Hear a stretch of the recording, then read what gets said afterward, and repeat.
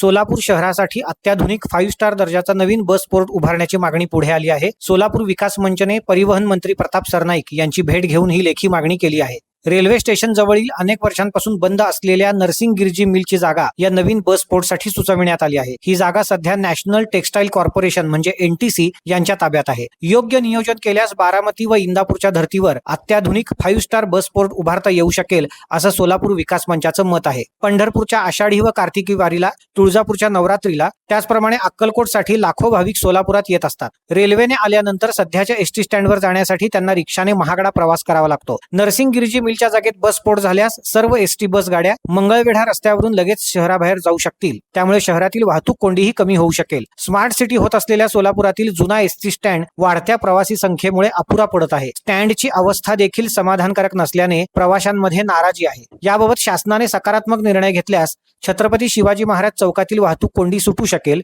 यासोबतच जुळे सोलापुरातही ST stand असणं गरजेचं आहे। परिवहन मंत्री प्रताप सरनाईक यांना हा मुद्दा समजावून सांगितल्यावर त्यांनी ताबडतोब संबंधित सचिवांना नॅशनल टेक्सटाईल कॉर्पोरेशन सोबत पत्र व्यवहार करण्याचे आदेश दिले आहेत।